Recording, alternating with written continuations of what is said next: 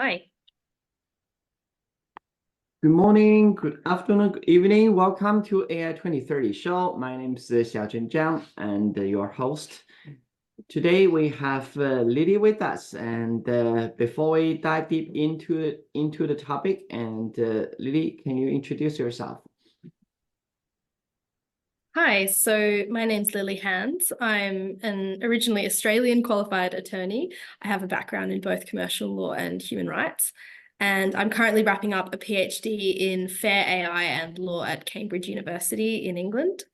And as part of that research, I consider what makes high stakes predictive AI fair or unfair, how developers can ensure their systems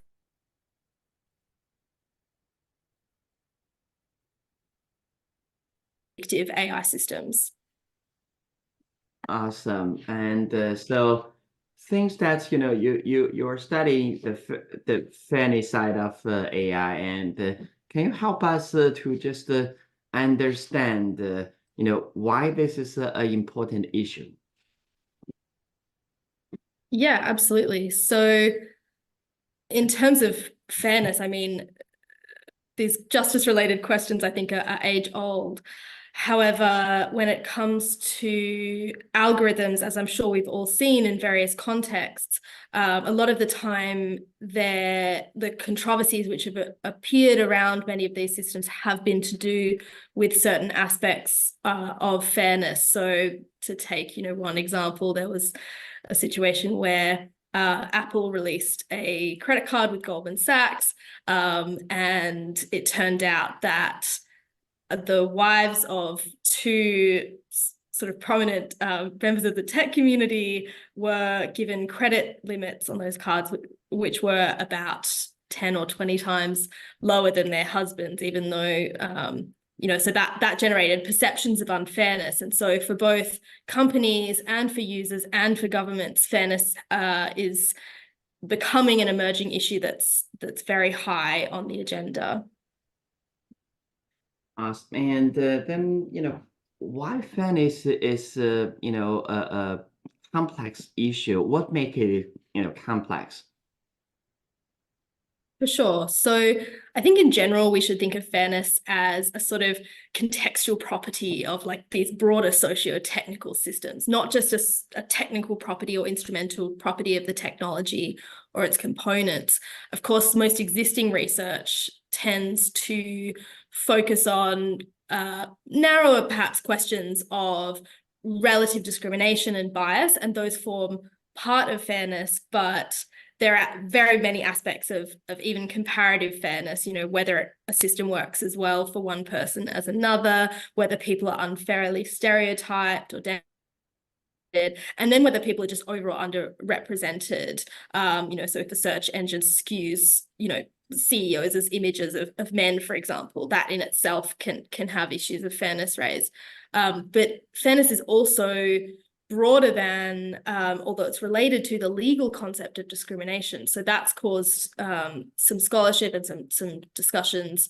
It can be broader than just the traditional protected groups under discrimination law, like sex, race, things like that, even though it can raise those issues. And that's raised a lot of issues of, what things should we be seeking to protect and what shouldn't we? If an employer doesn't like or doesn't want to hire, Red Sox fans, is that a legitimate basis on which to distinguish? And so it's causing lots of those kinds of issues. But fairness also raises even broader issues around, for example, legitimacy. So, is a goal appropriate, and is the solution to the problem or the goal itself appropriate? And then, the way that people go about things. So procedural fairness is also encompassed in that notion of fairness. What is the source of the data that can bring up privacy issues with AI, because it can infer things that we didn't used to be able to infer. And perceived procedural fairness seems to be highly predictive even of outcome fairness. So, and not vice versa. So that's one interesting feature that's come out of some research recently. So there's many issues that arise with fairness that makes it very complex, and fundamentally it's a normative issue. We can delve deeper into that as well. Awesome. And yeah, there that's do you distinct predictions that are partially wholly verifiable or evaluative with other type of issues in when you talk about AI fairness? Yeah, absolutely. I do think that what some people have called predictive optimization, particularly about in high stakes situations, does have certain consistent shortcomings, which mean we should be extra careful and, in my opinion, require these systems to be proactively justified. So, as I'm sure everyone's aware, the future can't be predicted with 100% accuracy.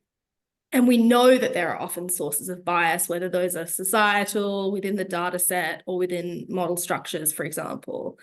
But more than that, with predictions about either the future or evaluations like whether someone falls into a legal category, say if they've got mental capacity, there's no sort of ground truth for a subset of the data set, for example, in the case of the future, like credit scoring, whether a loan applicant will default is not always directly observable if, for example, that loan applicant isn't given the loan.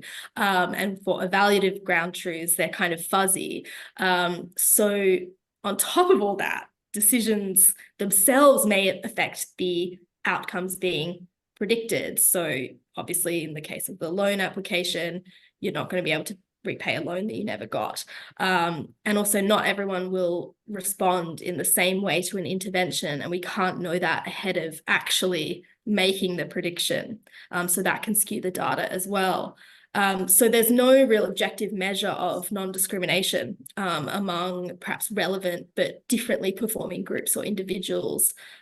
We can't simultaneously satisfy statistical fairness metrics, it seems, and an incorrect prediction may be difficult or impossible to prove, and so that raises some distinct issues around dignity, justice, all of those things that come under fairness, and inductively predicting a target from data. So these data-driven predictions that are the hallmark of AI and predictive AI may be more prone to violating individual rights. So by inferring data about a person, for example, without their awareness, from data that either traditionally didn't exist or couldn't lead to that kind of conclusion.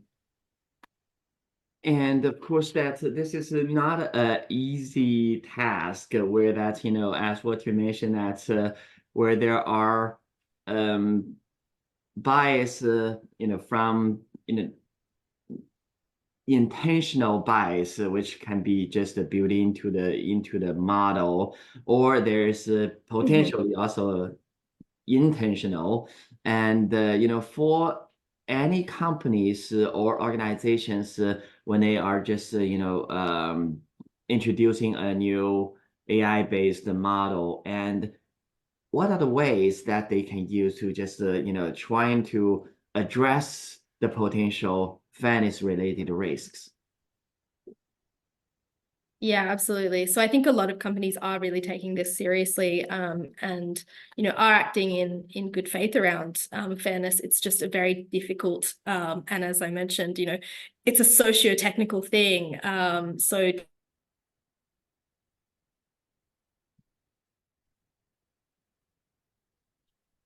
first thing to do is to define the context you're working in. What are the stakes? What are the opportunities versus the potential burdens or harms to people, and what does that mean about your system? What are some relevant groups? Are there certain groups that you might be already starting to think about in terms of historical unfairness, or the type of system may be particularly prone to difficulties with one group over another? And also, I think the role of the automated decision in the decision-making process as a whole. So that in itself may generate further unfairness. For example, humans, there was some research that came out that showed that humans assign a higher risk to Black defendants, for example, and a lower risk suggests. So we're kind of potentially even compounding these issues. Companies also should really break it down and think about, what is our outcome of interest? What is the differentiator that we're using here? It might be a broadly accepted one, like, the likelihood of paying back a loan should determine the allocation of credit, which in itself is not a foregone conclusion, but, we have had those systems in place for a long time. Whereas something more like predictive policing might be more controversial. You're predicting the occurrence of future crimes, rather than reducing crime through rehabilitation, for example. And it's important to remember that algorithmic technologies themselves may blur the perception of social harms by blurring the causes and effects. So just being aware of all that context. Another issue that they need to think about is what data should be included. What proxies are you using? There's actually little popular consensus among lay people about whether certain inputs actually meet procedural fairness criteria. So deliberating on that and including people in the process is an often cited issue. Overall, I think that if your data are sufficiently known in advance, if they're logically related and they're morally distinguishable enough to act as a meaningful guide for expectations, that would seem to provide something of a framework, although again, context specific. As for the definition of fairness and the choice of model, it's a question about, should disparate impact be tolerated, and if so, on what basis? I'm sorry, I can't provide a better answer in this session, but there's no overarching definition. And even the threshold for accuracy is really a normative question, and that's likely to be culturally specific as well. And sometimes it's just difficult to know even the factual basis. So what's in an individual's control, what creates the disparate outcomes. But procedural protections can really help in that respect. Yeah, this is definitely very, very helpful, because that's what you said in answer of an earlier question, that this is a new socioeconomic ethical negotiation amongst the parties, where naturally that's whoever are just being targeted, and also what are the socioeconomic and political norms in that country or jurisdiction may just impact which direction this model may go. And of course that's probably people still trying to figure out, especially at the design level, are there any principles, design principles, where that's if AI building team want to just build a fair AI solutions, a fair AI solution, and are there any design principles that they can follow? And for a typical AI team, considering fairness related problems, what kind of expertise that they should include in the design team? Yeah, this is absolutely. So I think this is where particularly responsible AI experts can be helpful in doing things like red teaming, so stress testing the systems, that identifying the potential harms, and then really measuring their frequency and their severity, establishing the metrics in concert with the engineering team. So having, especially in larger companies, having those dedicated teams, and I know larger companies are really starting or have started to establish those teams, and they can do some iterative testing. And you can do that both manually and in an automated way. So, you create inputs that are likely to produce the harms that you've identified. Then you generate the outputs and then you evaluate them. And over time, once you've sort of defined those iteratively over time, you can then complement that if you need to sort of automate at scale through automated measuring itself for more comprehensive results. So again, that also will not be the entirety of the picture. So you will always need to, do review and mitigation. And although that will depend on the specific system, you can do things like, controlled testing and release, limiting access to certain customers, limiting the use cases in the case of systems like more foundation models. And, there are some technical controls. So experimenting with different versions of the models to see how the harms present differently, meta prompting, so instructions given to the model to sort of guide its behavior at a kind of meta level. And on the user side, giving notices, disclosure of what these systems are doing and how, so that can then facilitate feedback from users. And ultimately, you can do things also like having humans in the loop, although as we've seen, that can sometimes add its own problems into the mix. So I know that's a lot of things, but again, it will be certainly context dependent, and to take those general design principles or framework and then just make sure you're just going through that procedure and considering, all the possible tools at your disposal is a good place to start for sure. But as I've said, fairness is really such a massive issue, and across various different contexts, you'll be needing to deal with it on a case-by-case basis. Yeah, and again, following on that,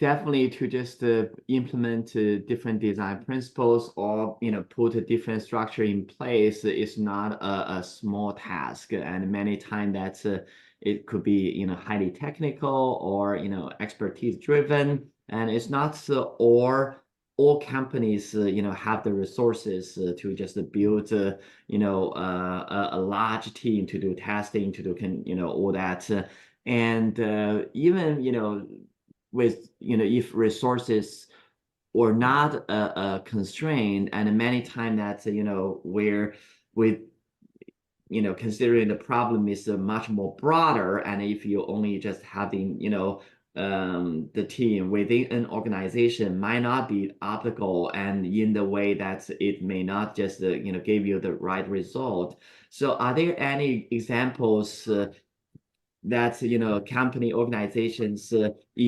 leverage the open source community or the broader expertise outside the organization? Yeah, so I know that the larger companies are also coming out with their own tools. For example, Microsoft has a tool I think called FairLearn, and that I think is a useful way to sort of enable smaller players to help them as well as users to understand fairness a bit better, and the kinds of things that they should consider. I also know that some companies are starting to essentially outsource their fairness sort of processes. So there's a rapidly growing market in fair AI consulting and consulting firms, starting to pop up, and I think that's a good thing. It's a very rapidly growing ecosystem. So there are sort of ways that smaller companies can use tools and expertise and bring that in. And I also know that, this is high on the agenda for, many engineers and builders, and they do want to ensure that their product is responsible and fair, because ultimately I think it's symbiotic with making money and having a good product, is to make your product fair. So I think we'll see a lot more on the technical side, some expertise in that respect as well. I don't have a specific example for you in terms of internally what people can do in small companies, but I hope that gives some food for thought.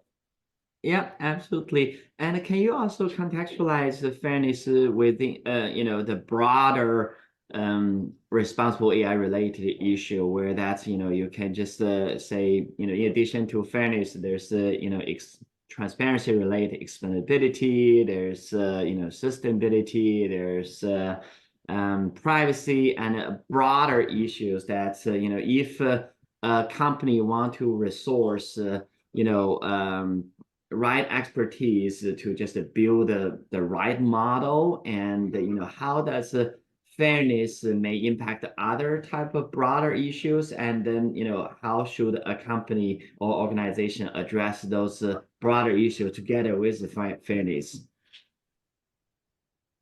Yeah, so there are certainly a lot of trade-offs between fairness and things like reliability and safety, privacy, security, transparency and accountability, as you mentioned. However, I think sometimes those can be overstated. So there's some research that's come out, that's saying, well, it's often possible to mitigate unfairness without a loss of performance. And really, we should incorporate fairness into our understanding of performance, especially I think with predictive optimization. So where there's no ground truth, you really, accuracy is always going to be a bit of a normative question anyway. And so I'm a big advocate for understanding that fairness has quite a lot of overlap with reliability, for example, and accuracy. As for privacy, you often need sensitive information to know whether a system meets a fairness metric, to understand, for example, if the error rates are comparable across relevant groups, you will need to know whether someone is a member of that relevant group, and that's often classified as sensitive information under discrimination law, for example, or the GDPR, data privacy or data protection, rather. There are some solutions to that. Can we de-identify the data? Can we potentially choose a different fairness metric that might help us get around some of those problems? As for transparency, I think fairness, again, is complementary. If you're transparent and fair about the priorities, what you're prioritizing, that can lead to an enhanced perception of procedural fairness, which can be very powerful in terms of users. And it's often possible to mitigate that, again, without that loss of performance. So you might be able to attract customers by being more fair. It's kind of a virtuous cycle then that you're building. And I'm not sure what was the other one? Accountability. For accountability, I think,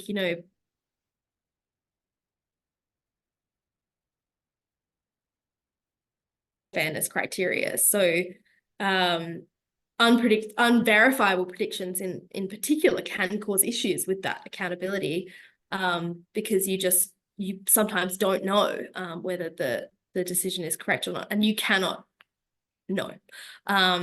So again, those sort of really robust processes, I think, throughout that life cycle of AI is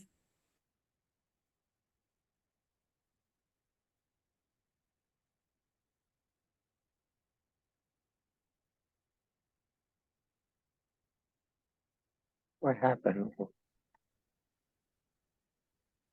Yeah, we lost you for some probably 30 seconds, and oh, I apologize. Where was I? um I think the main idea that was clear, and but maybe that's we can just look into the remedy side of the things, where that's things that's this is a complex issue that's where naturally that's regulators, or maybe there's also a litigation related issue, and from the court, and from the without AI, or all other type of compliance related issue, or the litigation related issue, where that is pretty straightforward, that you can present the evidence to the court, or to your regulators, but in AI side, that's it's related to algorithm and where that's a lot of time that's not necessarily the court or regulators have deep understanding or expertise even to just dive deep into those algorithms. But are there any standards or way and for regulators and the court decide what is fair arithmetic prediction, or if they know or what are the ways that they define it, and how can that impact the case? Yeah, absolutely. So I think with respect to law, it will depend on what kind of claim is being brought. So under discrimination law, there's long-standing doctrines, some of which differ between Europe and America very slightly, but which may have effects with respect to the ways that algorithms discriminate. But that is a very long-standing legal doctrine that I don't think will change massively because of algorithms. It will just be applied to them. Then you have information law, which is developing rapidly. So many times in response to these systems. So good examples are the GDPR and the AI Act in Europe, for example, although the States is rapidly catching up in many states. So the way that has been decided is actually, there's only very few cases in the GDPR that directly deal with fairness. It's usually, there is one provision which directly says, like data processing has to be fair. And there's only once or twice that it's been directly pulled on. And in one of those cases, it was to do with the 2020 exam grading scandal where none of the students could sit their exams. And so they had to predict their exams, basically. And that was over which data you could use. And interestingly, that did chime with, most lay people's understanding of like, you shouldn't use, in general, if you can help it, you shouldn't use information about a group to judge an individual. So in that case, it was like previous school data to judge individual or predict individual performance. And the court said, the Norwegian Data Protection Authority said, basically the goal of that was to predict what students would have got. And it wasn't, so that was an interesting way that they defined that goal, I thought. But a key, I think, emerging, if we're looking to sort of how this is going to develop over time, I think a key emerging battleground is how accuracy, procedural fairness, and discrimination are going to interact. So the weight that will be given to the kind of idea of the predictive validity and testing of a model is unclear and will probably differ based on context. In America, the Compass decision seemed to say, well, if the model is predictive, then that's all we need to know. Whereas in Europe, that doesn't seem to be the case so much, and the courts are willing to look a bit further into it. Awesome. And within this short period of time, we were able to dive deep into quite a few fairness related questions, and it's very clear that there should be a much longer conversation, and this is just a emerging area which is quite interesting, quite complex, and has great potential impact to the society, to each one of us. So thank you for your time to just help us to answer those questions or dive deep into these issues. And definitely, I'm pretty sure that we'll just have you back to continue the conversation. And thank you, Lily, and really appreciate it.